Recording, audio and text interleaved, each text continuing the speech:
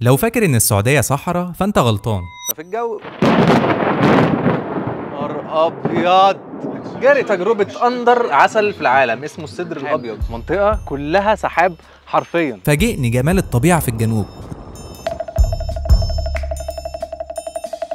اللي ورايا دي أكبر معصرة عسل في العالم، ودي تجربة الحنيذ، أشهر أكلة في الجنوب من لحم الماعز. دي قرية عمرها أكتر من 900 سنة، كانت مركز للتجارة قديما، ودي كافيهات راقية في أحضان الطبيعة. توقعت إن الجو يكون حر، ولكن المكان مرتفع لدرجة عندهم مطلات سحاب في وسط جبال ارتفاعها 3000 متر فوق سطح البحر. كنتش عارف إن كل ده موجود جوه السعودية.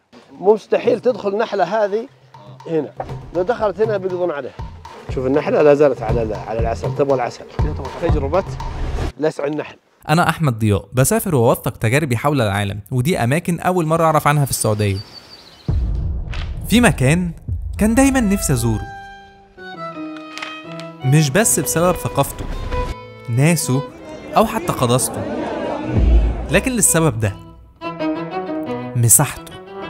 اللي بيروح السعودية على الأغلب للحج أو العمرة، وده معناه أماكن كتير في السعودية محدش بيزورها. وبما إني في مصر، لو جت في دماغك انت صح، هي من أرخص تذاكر الطيران.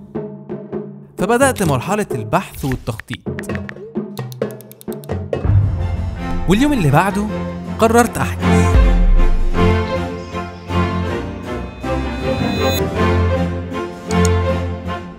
وبعد أسبوعين وصلت السعودية. وصلت أبها، جنوب المملكة العربية السعودية. المدينة دي أكتر من 2000 متر فوق سطح البحر، ففي الجو نهار أبيض. عشان تعرفوا إن هي 2000 متر فوق سطح البحر عالية، فالجو في الشتاء بيكون برد وفي الصيف بيكون معتدل، وهو المصيف بتاع السعودية. الناس بتيجي من كل أنحاء السعودية عشان تصيف هنا. وأول مرة أعرف إن السعودية فيها كمية الخضار ده، تحسك في لبنان أو في دولة تانية. نزلت في بيت السهو، بيت مصمم في حضن الجبل، وكل غرفة فيه مطلة على وادي أخضر جميل. البيت ده مبني وسط الجبل في الطبيعة، واسمه سهو عشان انت بتيجي هنا تنسى نفسك وسط الهدوء ده. غرفة كل مكان في البيت باصص على المنظر ده. فأنا هفرجكم على البيت من جوه عامل ازاي، ونبدأ رحلة استكشاف الجنوب. بيحاولوا على قد ما يقدروا يخلوا المكان كله أكنه ماشي جزء من الطبيعة اللي هو فيها. يعني الترابيزة معمولة على شكل جذع شجرة أو معمول من خشب، وده غالبا أحسن فيو غرفة نزلت فيه قبل كده. انت نايم على بانوراما تقريبا وسط غابة، تطلع كده كلها حاجات من الطبيعة، خشب، حجر. تنام هنا والصبح تصحى على المنظر ده. سبحان الله. فطرت فطار شعبي، عريكة ومشغوثة وشكشوكة. وهنا الأكل الشعبي مختلف شوية عن الأماكن التانية عشان بيبقى بالنسبة لطبيعة المكان اللي موجود. العريكة، المشغوثة، شكشوكة، كبدة، حلومي، وباذنجان. اليوم إن شاء الله تعالى فطارنا بيكون فطار شعبي. عندنا الله يحفظكم العريكة من مرتفعات السودة. المشغوثة حلوة قوي جدا. المشغوثة تقدم من الطحين مخلوط معه اللبن أو الحليب، مضاف عليه السمن البلدي والعسل، ورشة خفيفة من حبة البركة أو الحبة السوداء. بيغمسوا السمن والعسل مع بعض وياكلوه مرة واحدة. سمنة، عسل، رشة العسل. أوف يا ربي، هيعملها ولا إيه؟ النهارده جايين نجرب خبز مشهور جدا في المملكة العربية السعودية، وبالذات في الجنوب، اسمه خبز الميفا. ويقال ان ده اقدم نوع عيش يعني في شبه الجزيره العربيه كلها، خاصه الجنوب، يعني من اول هنا لغايه وانت نازل بقى تحت. هنا واحده ميكس جبن وعليها زعتر من فوق ورشه عسل وسمسم، ميكس رهيب مره.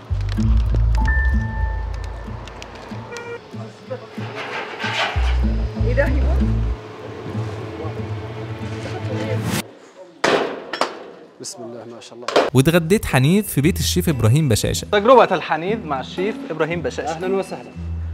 أحلى تجربة في الجنوب. شوية خطوات بيعملوها عشان يبدأوا أكلة الحنيذ. أولاً بيعمل خبز الميفا، الخبز المشهور هنا اللي هو أقدم خبز في المملكة العربية السعودية.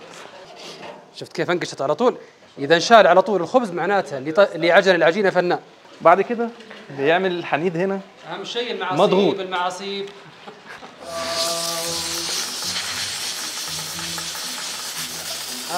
هذا التيس اللي داخل قدر الضغط، تيس من تيوس محايد، الدهم، الحمر، كل ما كان اللون احمر كل ما كان اللحم فخم. 3 بسم الله ما شاء الله. شوف الذوبان كيف. يا صلاتي على النبي. شوف ولا سكين ولا اي حاجه، باللمس وبالهمس. يلا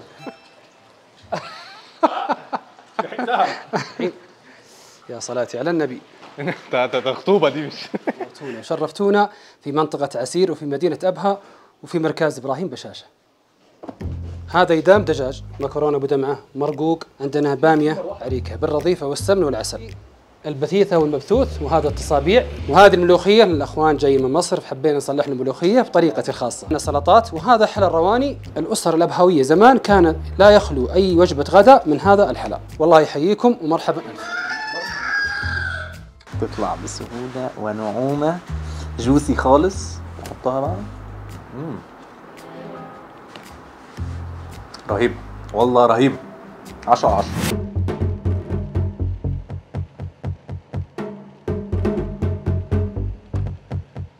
وصلنا عند مكان اسمه كوخ العسل، وهو اجتهاد شخصي من عيلة عملوا الكوخ ده. نخش نتفرج عليه دلوقتي في قرية اسمها الرجال ألمع. زرت مكان اسمه كوخ العسل. اللي ورايا دي أكبر معصرة عسل في العالم، 600 خلية في ربع ساعة، يعني حوالي 100 كيلو عسل في اليوم. ده من تصميم عيلة واحدة وعاملينه في بيتهم، فتحوه مكان للسياحة، وهو الراجل اللي مصمم المكان نفسه. هم عيلة نحالين فقرروا يفتحوه عشان الناس تيجي تتفرج، تحس انك في طرابزون، في تركيا مثلا او في بلد تانية. تقدر تجرب فيه 53 نوع عسل وتتعلم فايدة كل نوع. اول ما تخش بتلاقي بقى انواع عسل مختلفة عشان تخش تختار منها لو عايز تشتري. بس الكوخ معمول بتصميم جامد قوي، تحسك دخلت فيلم في هاري بوتر او حاجة. المنطقة دي فيها بائع الورود، هو من الاخر بيجيب لك كل الخطوات بتاعت ان العسل يوصل لمنتج نهائي، من اول الورود لحد العسل نفسه وكل انواع العسل، وعامل لك شرح. في الكوخ هنا بيبيعوا كمان 53 نوع عسل. هنخش دلوقتي نجرب انواع العسل دي وندوقها، ده غير الجلسات اللي هم عاملينها على طرازات مختلفه علشان الناس تقعد تجربها. فهو واحد من اجمل الاكواخ اللي انا شفتها بتبيع حاجه او فيها فكره حلوه حتى الان. واشهر نوعين عسل السدر وعسل اسمه الشوكه. الشوكه ده ميكس كده بين كذا نوع عسل، والسدر طبعا اللي بيجي من شجر السدر اللي هو مشهور جدا، السدر الجبلي. في الجزء ده بيبداوا بقى يدوقوا العسل، وبيجيب لك كل نوع عسل وفوائده ايه عشان تقرا وتعرف وتدوق وتجرب. ده اسمه عسل الشوكه، اللي المفروض بيقولوا عليه من اجمل الانواع يعني. ضيوف عائلتنا الكرام، جاري تجربة أندر عسل في العالم اسمه السدر الأبيض. كمياته محدودة جدا حوالين العالم، وحتى شكله مختلف قوي. بصوا تحسوا شمع، طعمه مختلف جدا عن العسل اللي أعرفه. جربنا أندر عسل في العالم في السعودية في أبها. لا عادي، الدخان اللي ناخذه الآن إيش الهدف منه؟ لازم ما نقدر نكشف عن أحد إلا نستأذن، مو على كيف نروح نفتح عليها كذا تقرص وتلعب فيه. هي تشعر لما تشوف الدخان انه كان حريق، فتهتم، ما تهتم بالقرص، جالسه تهتم في الخليه والحركه اللي جايه.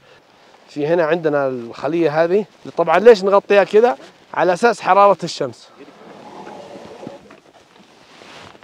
هذه خليه زجاجيه، طبعا الان الملكه بتشوفونها هنا موجوده، تتحرك، لونها عليها بويه صفراء. لا بكمية قليلة، إذا كان كثير يأثر عليه. سؤالك جميل جدا ورائع. أيوة بسم الله ما شاء الله. شوف تهدئة كيف؟ شوف النحلة الآن تهدأ، الآن إذا حطيت عليها دخان شوف تدخل جوا، خلاص شمت ريحة التدخين تهدأ. تفتكر إن في حقيقة؟ ياس هذا الذكر ما يقرص، ما في آلة حادة ولا يقرص ولا شيء، هو فقط يلقح الملك. هذا الذكر. شوف النحلة لا زالت على العسل، تبغى العسل كده تبغى طعمها احلى. أيوة. أصل في هناك معلمة، شوف الفرق بينها وبين اللي بجنبها، كبيرة أكبر منها حجما. طبعا تهرب الآن، تعرف إن نشوفها، ما تبغى أحد يشوفها. هو أساسا لو مليان كامل كيلو. هنا في نحل، هنا نحل، هنا نحل، كلها نحل. مستحيل تدخل نحلة هذه هنا، لو دخلت هنا بيقضون عليها. كل ملكة تفرز روائح معينة وأشياء معينة تعرفها الخلية. قبل آبائنا وأجدادنا كانوا يأخذون من جذوع الشجر ويسكنوا فيها النحل. بنطلعكم الآن على خلية من الخلايا، لأنها شوية فيها شراسة، بس من الخلف، تعالوا من الخلف. هذا يعتبر استئذان. خلاص تدخل جوا، شوف الآن كيف تدخل جوا هذا اول شيء وقتها، الوقت هذا تزعل فيه، زي واحد نهاية الدوام تجي عنده تسولف معه ما هو رايق. الشمع هذا تبني هي نفسها النحل، تقدر تاكله وتاكل، لكن هذاك الشمع لا، هي تسحبه وتحطه في الفراز تفرز ويطلع صافي بدون الشمع. فالفائده الشمع، هنا في شمع، ما يزي البعوض، بعوض يقرصك ويروح ينقل الدم ينقل السم، هذه لا، تقرصك تموت لانها فائده. الحين تجربه لسع النحل، بضغطها حتى تقرصني، الان بدات تقرص، انا بسحبها شوف خلاص قرصت، شوف الحين السم مكانها، شوف يطلع جميع الاحشاء النحله وتموت بالشكل هذا، لان في حراشيف في السم، في حراشيف مو زي الدبور الحراشيف ناعمه تقرص ويمشي، هي تموت. هذه شوف كيف لو تقرب الصوره كثير تلقاه يتحرك عضلات ويفرز جوا الماده السميه الموجوده. لا هو في فوائد، لكن اي شخص تقرصه انا ما انصح انه اي واحد يجي يجرب، ممكن عنده تحسس. انا متعود على قرصها، يعني لو قرصتك انت ولا واحد يمكن كذا تورط. شوف الان حمر المنطقه محمره تكبر كده. ايوه الان بسحب السم بعد شويه، بس ايش لا زال السم يتحرك. لو تشوف تسحبه ازاي بقى؟ نسحبه سحب عادي. هذه الابره تشوف الابره قربها تشوف، هذه الابره السم. شوف لو ماتت الملكه في استبدال، يسمونه استبدال، اللي هو ترشيح ملكه اخرى من اللي يرشحها النحل من البيض نفسه الموجود. تبدا النحل تضع لها كاس اسمه كاس ملكي، تعطيه غذاء ملكي. خلال 16 يوم تطلع الملكه الجديده هذه. ولو ما اتفقوش لو يسمونه الخليه ميتمه، يعني ماتت الملكه تيتمت صارت يتيمه. والنحال ما انتبه، اذا تاخر بدا النحل في فوضى، خلاص ما في ملكه. يبدا النحل بعض الشغالات تسوي بيض ويسمونها الملكات الكاذبه، وتجمع معاها نحل وتقول انا ملكه وانا مدري ايش، لكن بيضها فاسد ما هو زي بيض الملكه. وتبدا الخليه في فوضى غير طبيعيه، مجموعه يموتون، مجموعه يمسكون في زاويه، يعني على الصوت مجرد انك تفتح صوتها ما عاد فيه، لازم ضبط لها بملكه جديده. النحل عالم عجيب وغريب سبحان الله العظيم. نزيد زياده. تفضل يا سيد. شكرا. واو، هناكله بالشمع كده. بالشمع بالشمع، هو الفائده بالشمع. واو. يعني لو انا بسحب كده يا الله، ده هو يحول لبن. الشمع وله استخدامات كثيره طبيه، التجميل، في تفتيح البشره وغيرها، كلها من شمع النحل. حتى الحريق اذا واحد احترق ولا شيء يحطون عليه دهان اسمه ميبو، في الاصل هو من شمع النحل. واو، اقوى من الثاني فعلا. خليني اقول لك سريعا على رحلتي مع زراعه الشعر قبل ما نكمل. بقالي في سنه ونص تقريبا ودي النتيجه. بصراحه كنت متردد اعمل العمليه، ولكن دي من احلى القرارات اللي خدتها. شكلي بقى على سني وبقى عندي الاختيار احلق او لا. عملت العمليه في اسطنبول في اكبر مستشفى لزراعه الشعر في تركيا اسمها اليت هير، ولو استخدمت اللينك اللي في البايو عندي هيدوك خصم $600 على العمليه لو عملتها عندهم، فالحق استغل الفرصه. اعلى قمه في السعوديه اسمها السوداء، والمكان ده اسمه مطل السحاب عشان حرفيا انت بتبقى شايف السحاب تحتك 3000 متر فوق سطح البحر. عندهم كمان مزرعه فراوله وحمرة. في جبال السوداء برضو في مزارع كامله للفراوله، بيدوك كوبايه وتخش تقطف بنفسك. خش اقطف اوريكم. صاحب المزرعه قرر يخلي الناس تدخل تقطف الفراوله بنفسها، ويحط لك عليها شوكولاته بلجيكي وتقعد تاكلها وسط السحاب. فاحب اقول لكم ان اللي احنا فيه ده فكره مشروع قويه. هو الراجل عمل مزرعه وخلى الناس تيجي تقطف بنفسها ويحط عليها تشوكلت، وعامل كوفي شوب قريب فالناس بتيجي تقعد فيه. فده مشروع فكره ذكيه الصراحه، خلى الناس هي اللي تجيله مش هو اللي يروح لهم. ودايما اي حاجه تطلع في الجبل طعمها بيكون مختلف. انا شايف الفراوله حلوه جدا، هي طريه قوي ومسكره قوي طبعا، وانت اللي مقطف وانت اللي قاطع بنفسك وانت كل حاجه اللي غسلها وانا اللي واكلها. ميزه تانية في المكان ان هو موجود على مطل جبل، فانت شايف من تحتك السحاب وبتيجي تقعد تاكل الفراوله بتاعتك على المنظر ده. فهو الراجل استغل المساحه والفكره والطبيعه. كنت هتروح الجنه.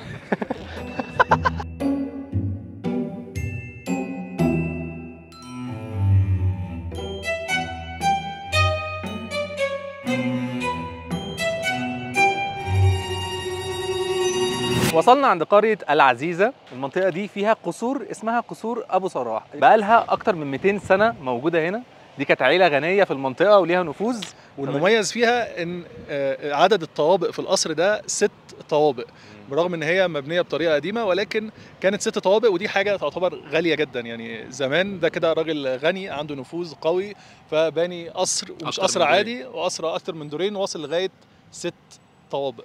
غير كده بقى الحيطان شايفينها تخينه ازاي؟ ده عشان تخلي الجو لو حر او برد هي هتمنع دخول الحراره او ان هي تبقى بارده او ساقعه جوه يعني. والشبابيك صغيره للحمايه، يعني انت تطلع تضرب منها محدش يقدر يضربك من بره. اللي ورايا دي قريه رجال ألمع، قريه عمرها تجاوز ال 900 سنه، كانت ممر تجاري استراتيجي بيربط الحجاز باليمن، كانت القوافل بتعدي وتستنى هنا، ودلوقتي هي محاطه بالجبال والوديان الخضراء، عشان كده مركز سياحي قوي الناس بتيجي تزوره يعني، بسبب ان هي قديمه، مباني شكلها مميز قوي. وصلنا متحف الراقدي، حصيلة 4 سنين من تعب وكفاح سعوديين عشان ينقل لك تاريخ أبها كلها في مكان واحد. الحاجات اللي موجودة حاجات يا إما فعلا حقيقية يا إما عملوها مخصوص عشان يوريك كانوا عايشين إزاي من زمان لحد دلوقتي. حال كانت المرأة لابسة باللون الأسود عبارة عن مرأة متزوجة، أي نعم. بالأصفر طبعا تكون عزباء. عاملين ممسك للباب عشان يعرفوا اللي بيخبط راجل ولا ست. لو هو كبير زي ده فهيعمل صوت كده يبقى راجل، لو صغير ده هيعمل صوت كده صغير فتبقى ست اللي على الباب. أصغر عملة ورقية في العالم. ده غير الافكار المبدعه في الكافيهات والمطاعم. لكن لاحظت هنا ان كل الاماكن كواليتي عاليه قوي في الاكل، والمكان نفسه عاملينه بتصميم جميل. يعني مين كان يتخيل ان السعوديه يبقى فيها كميه الخضار ده؟ الساعه دلوقتي 2 الظهر ودرجه الحراره حاجه و20. انا في حديقه اسمها حديقه ابو خيال، بص على مدينه ابها ورايا كلها. المدينة العالية تتكون من مجموعة من الكافيهات. العالية سمي بالمدينة العالية لأن المكان مرتفع عن مدينة أبها. كل ناحيه بقى هتلاقي زاويه فوق السحاب. عندنا كذلك التلفريك يبدأ وجهته من أبها الجديدة إلى المدينة العالية ثم يرجع. عندنا كذلك هناك بحيرة السد، أحدى معالم أبها القديمة اللي هو الجبل الأخضر. وصلنا عند ممشى اسمه ممشى الضباب. هو ممشى كبير قوي، الناس بتيجي تعمل رياضة وتتمشى، ولكن مشهور بسبب المنظر ده، بيبقى متغطي بالضباب معظم الوقت. الجنوب فيه اجمل المناظر اللي شفتها في السعوديه، فلو مخطط تسافر المكان امن باهله لابعد الحدود،